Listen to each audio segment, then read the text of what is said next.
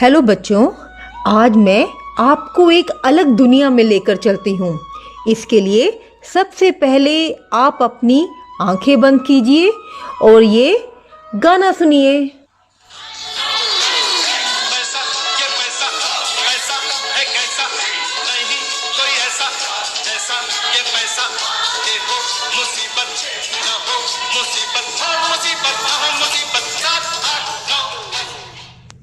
अब बताइए, इस गाने को सुनकर आपको सबसे पहले किसकी तस्वीर नजर आई?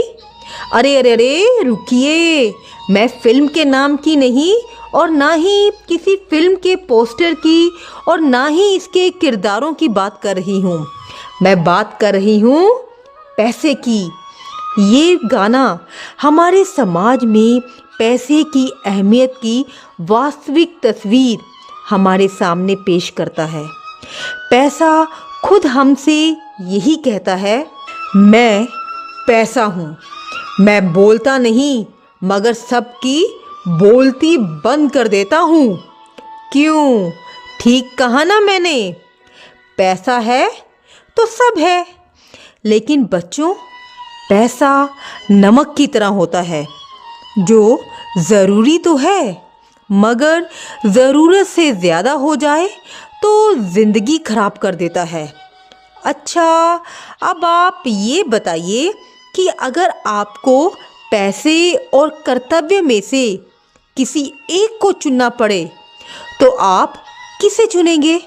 सोचिए सोचिए। जब तक आप सोचते हैं तब तक मैं आपको मुंशी प्रेमचंद जी द्वारा लिखी गई नमक का दरोगा कहानी सुनाती हूँ, जो कि कर्तव्य परायणता और पैसे की ताकत पर ही आधारित है। इस कहानी को मुंशी प्रेमचंद जी ने उस वक्त लिखा था जब भारत में अंग्रेजी शासन आ चुका था। अंग्रेजी हुकूमत ने एक ऐसा कानून बनाया जिसके अंतर्गत नमक पर टैक्स लगाया गया और इसी के साथ उन्होंने एक डिपार्टमेंट भी बना डाला जिसका नाम दिया गया नमक का विभाग। इस विभाग का मुख्य काम नमक पर टैक्स लगाना और चोरी छिपे नमक का व्यापार करने वालों को पकड़ना था। अतः लोग नमक विभाग के अधिकारियों को रिश्वत देकर चोरी छिपे नमक का व्यापार करने लगे। तो जो अफसर नमक विभाग में लगे थे उनकी खूब कमाई होने लगी। हर कोई यही चाहने लगा कि उसे नमक विभाग में नौकरी मिल जाए ताकि वह रिश्वत लेकर अपना जीवन ऐशो आराम से बिता सके। हमारी ये कहानी इसी नमक विभाग में काम करने वाले एक दरोगा पर आधारित है। इस कहानी के दो मुख्य नायक हैं। नायक मतलब हीरो। पहले मुंशी वंशीधर जी। हमारे ये नायक बहुत ही ईमानदार, अपने कर्तव्य को अपना धर्म मानने वाले इंसान हैं और एक रियल हीरो की तरह रिश्वतखोरी, बेईमानी जैसे विलन से लड़ने के लिए सदा तैयार रहते हैं। हमारे दूसरे पात्र हैं पंडित अलोपीदीन, जो कि दांतागंज के सबसे अमीर और इज्जतदार व्यक्ति है। राजनीति व प्रशासन में अच्छी पकड़ की बदौलत वे अवैध कारोबार बेरोक टोक करते हैं। अधिकांश अधिकारी उनके एहसान तले दबे हुए थे। अलोपीदीन ने अपने पैसे के दम पर समाज के ज़्यादातर सभी वर्गों को अपना गुलाम बना रखा था और वह पैसा कमाने के लिए नियम विरुद्ध कार्य करने में भी संकोच नहीं करते थे। हमारे पढ़े लिखे नायक वंशीधर जितने ज़्यादा अपने असूलों के पक्के थे, उतने ही ज़्यादा आर्थिक रूप से कमज़ोर भी थे। घर कर्ज में डूबा हुआ था। अतः घर के हालातों को देखते हुए वे नौकरी की तलाश में घर से निकल पड़े। उनके पिताजी ने घर से निकलते समय उन्हें अपना आशीर्वाद तो दिया ही, लेकिन साथ ही ये भी समझाया कि ऐसी नौकरी करना जिसमें ऊपरी कमाई हो और आदमी तथा अफसर देखकर रिश्वत लेना। पिताजी के आशीर्वाद के बल पर या कहिए भाग्य से जल्दी ही वंशीधर को नमक विभाग के दरोगा के पद पर नौकरी मिल गई। बस फिर क्या था, पिताजी की तो खुशी का कोई ठिकाना ही नहीं रहा। और उधर मुंशी वंशीधर ने 6 महीने में अपनी कार्यकुशलता और अच्छे आचरण से सभी अधिकारियों का दिल जीत लिया था। सर्दियों का समय था। एक रात वंशीधर जी अपने दफ्तर में सो रहे थे।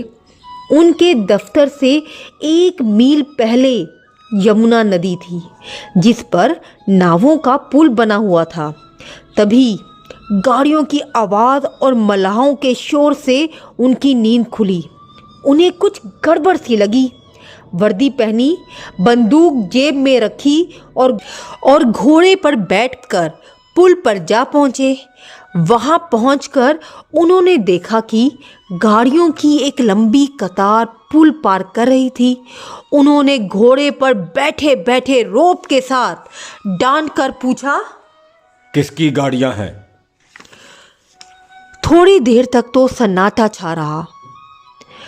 आदमियों के आपस में धीरे धीरे बातें करने की आवाज़ भी सुनाई दी। तब आगे वाले ने कहा, पंडित अलोपीदीन की।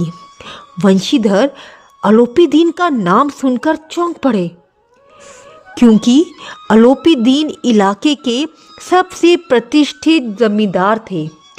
लेकिन रात के समय इतनी सारी गाड़ियां चुपचाप बिना किसी सूचना के निकलते देख उन्हें कुछ शक भी हुआ।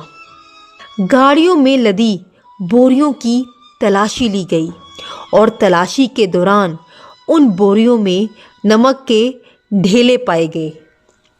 बस फिर क्या था, गाड़ियां रोक ली गई।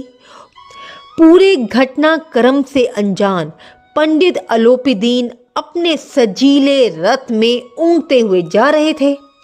तभी उनके कई घबराए हुए गाड़ी वालों ने उन्हें गाड़ियां रोकने की खबर दी। पंडित अलोपीदीन को अपनी लक्ष्मी अर्थात अपने पैसे पर पूरा यकीन था। वे सारे संसार में लक्ष्मी को प्रमुख मानते थे।